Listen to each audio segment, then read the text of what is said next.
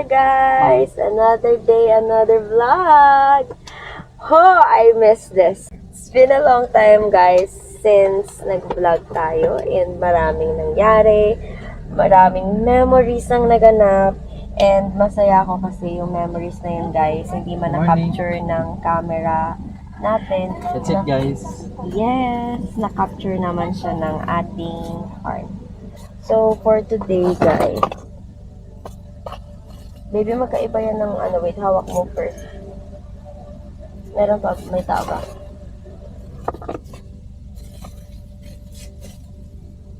Okay. Okay, guys. So, kain kami ng breakfast. So, ayun nga, it's been a daming nangyari, guys. A daming memories, pero hindi man siya na-capture ng camera, pero I praise God kasi na-capture naman siya ng heart ko. And yun yung mga moments na mas treasure ko kasi hindi yun kayang palitan ng kahit anong memories. And yeah, basta maraming nangyari and I love my season, I love our season, sobrang na-enjoy ko. Iba't ang dami, basta hindi ko siya makakayang ma-identify for now, pero yeah. So guys, tayo ay may pupuntahan and tsaka nyo na siguro malalaman kung saan yun. Makikita nyo naman sa damit namin. So, yeah. Tayo ay kakain. Kain na ba tayo ngayon sa biyahe? Kain na kami sa biyahe. Feeling ko hindi ko kayang mag-vlog habang kumakain guys kasi nahihilo ako. Kain ka muna. And nakakahilo kasi wala akong enough sleep. Madami akong tinapos kagabi. At the same time, yung anak naming aso ay nanganak. Pangalawa na. So, dalawa ang aso naming nanganak. Kaya yung mga kapatid ko ay super puyat. Grabe sila. Anyway, so, eto ako ay biyahe muna kami. Papunta dun sa ating venue na pupuntahan. And then, sana maaga matapos yung gawain doon para matapos pa namin yung mga dapat namin tapusin. Kasi mag-meeting kami. Tapos mag-relax. Tapos may gawain siya. Uwi na siya ng Caloocan. Uwi na rin ako ng Bulacan. So, ayun lang guys. Update ko kayo ulit. Konti na lang, wala nang uwi. Konti na lang daw, wala nang uwi. For now, uwi-uwi muna kami. Ganun talaga, kailangan namin maganda. Pero mas nakakapagod sa kanya guys. Kasi ako, passenger princess lang. Ito lang ang ginagawa ko. Pero, yeah. Parang bigla ako tuloy na miss si Clark sa likod ng ano natin sasakyan. Parang na-miss ko may kasama sa likod. Anyway, Clark, kung pag wala ka pang pasok, sumama ka sa amin palagi. Sa mga disciple naming wala pang pasok, sama kayo sa amin para Masaya. para masaya. The more the merrier. Yeah, yun talaga isa sa mga gusto namin guys. May kasama kasok sa hindi kaya dahil may mga pasok sila. Pero hoping sana sa mga hindi namin, sa mga disciple namin sa Caloocan na walang pasok, Nakaiba yung band. join us. Oo, iba Pag nasa talaga. kalsada. Para siyang road trip at the same time talagang bonding with your disciple. So, yeah. Anyway, ang dal-dal ko. Gusto ko ngang kumain at nahihilo ako. Kain ka muna. Sige, kain muna tayo guys. Okay, balikan ko kayo later. Update ko kayo. See ya! Hello guys, update! So, after ng pinuntahan natin, andito na tayo sa isa nating pupuntahan na kailangan nating maglakad ng marami tayong kailangang lakarin, ayusin. So, tapusin lang namin to. It's lunch time na din. Pero tapusin lang muna namin yung mga dapat naming tapusin dito sa second venue, second place na ating aasikasuhin. After this, I think eat tayo and then meeting ulit for the ministry, for the church. And then after that is, yeah, update ko na lang kayo kung ano pang mangyayari kasi medyo madami-dami kaming gagawin. Pero yung first naming pinuntahan, yung first naming venue, sobrang dami naming natutunan, sobrang dami naming very fulfilling yung first naming skit. Kaya, praise God. So now, asikaso muna tayo para mabilis tayo. Okay? Thank you, Lord. And thank you, Lord, for always driving for me. See you later, guys. So guys, tapos na tayo sa ating isang lalakarin. May inaantay lang tayo kasi I believe may pinapagawa si Lord dito sa area na to. So may inaantay lang kaming right timing kasi parehong nag-ano sa amin na may mission kaming kailangan gawin sa lugar na to. So, yeah. Hi guys! So, paalis na tayo sa second venue natin, sa inasikaso natin. Tapos na din tayo doon. And, tapos na din tayo sa pinapagawa ni Lord. So, yeah. And, ito tayo ay paalis na, papunta na tayo sa, kakain na tayo ng lunch. Pasensya na sa fiancé ko, tumadaldal ako habang nakikinig siya ng pagkakas. Vlog mo Okay, ng fiancé ko. nag-update lang ako guys. So, Vlog mo ng fiancé ko.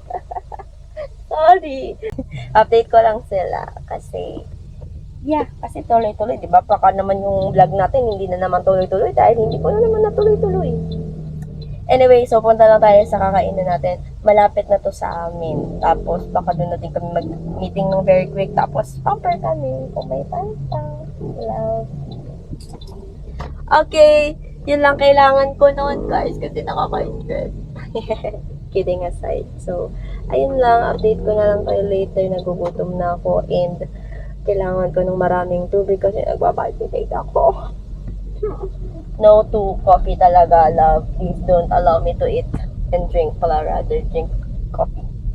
Yun lang. So, see you later, guys. So, nandito na tayo sa kakainan namin.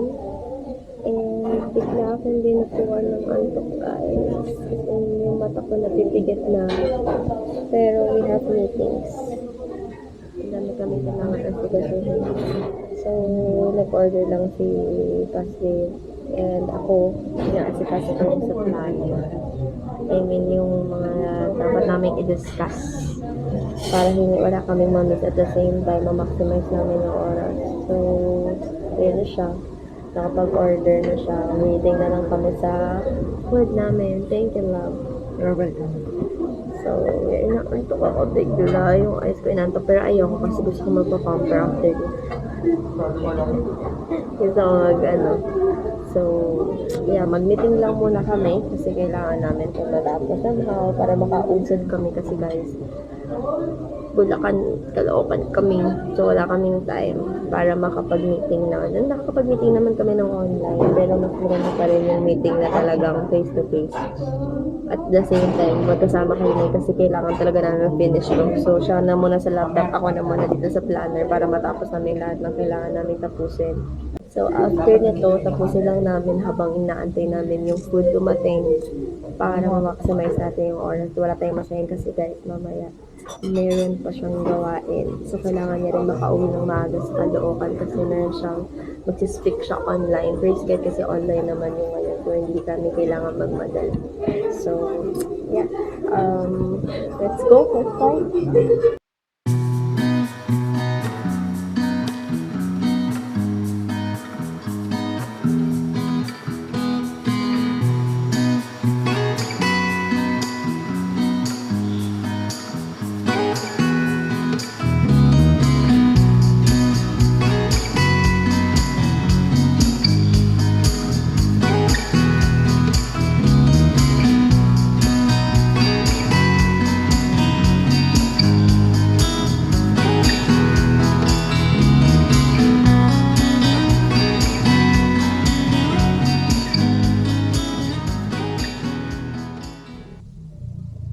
Hi guys, update. Dito kami sa Nilton Tone, dito sa aming area. And guess what? Di ko na kayo na-update kanina kasi nakatulog kami. So hi, kamusta naman po ang pamper time? Nakatulog siya guys, kaya gising ko. And ako din, kasi ang the best talaga dito guys, I really commend para sa mga taga Santa Maria. Para sa mga taga-Pulong Buhangin. Pwede kayo dito guys. May hotel shows na dapat siya ng refill station. Na gasoline station. Refill gasoline station. So, ang ganda. Look at my nails. Ganda. Kasi may ate ng tayong kasal. So, kaya nagpe-prepare tayo. Malalaman nyo na lang kung sino yung ikakasal. Mabasta mauuna sila sa amin. So, i-update ko na lang kayo ulit later guys. Kasi tingnan nyo, malapit na kayo malobat. Pero, yeah, after ito, tapos na yung mga gawain namin. Nakapag-meeting naman, nagawa naman yung agenda for today. So, yeah, thank you Lord dahil marami tayong na-accomplish today. So, ayun lang. Update ko kayo guys later. Hi! So, nalobat ang ating vlogging cam. So, dito mo tayo sa cellphone. So, tayo ay pauwi na. And before that, I just want to ask my... Hey! I miss you, Mr. Sun! Ay, ang saya! Ngayon ko na lang siya ulit nakita after 2 weeks. Or something like that. Anyway, ay hindi naman as in. Nakikita ko naman siya. Pero yung ganyan, ang sunset. Wala lang. Hi, Mr. Sun. Okay, going back. Okay, going back. May tanong kasi ako kanina sa kanya. Dahil ang dami naming ganap ngayong araw. Dahil pinuntahan. Gusto ko siyang tanongin. Mahal, what's your learning for today? Learning ko for today ay every story is worth listening for kasi may makukuha at makukuha pa. Yeah, ganda. Okay, yun na yun for today. Bye! Joke lang. Pero ang ganda, totoo yun. Kasi ang dami naming ganap today and ang dami naming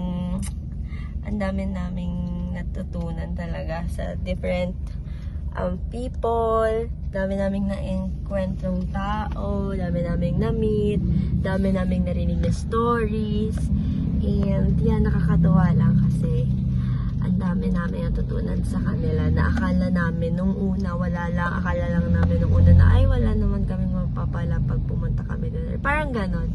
Maunawaan nyo to guys pag na-upload ko na yung pinaka-exact na video talaga or content ng mga dinaanan namin today. And yeah. So nakatulog na din kami dun sa sa Pamper Day. Siyempre sobrang dami namin ginawa. First time namin pinaka first time sa buong relationship namin yung mani and pedi sa labas. Nang magkasama. Hindi namin siya ginagawa talaga guys. Pero, ayun lang. Siguro guys, ito ko na-end kasi pauwi na kami at the same time, uwi na rin siya ng Caloocan. Hatid niya na lang ako. So, ayun lang guys. Thank you for watching and shalom. Thank you, love. Welcome.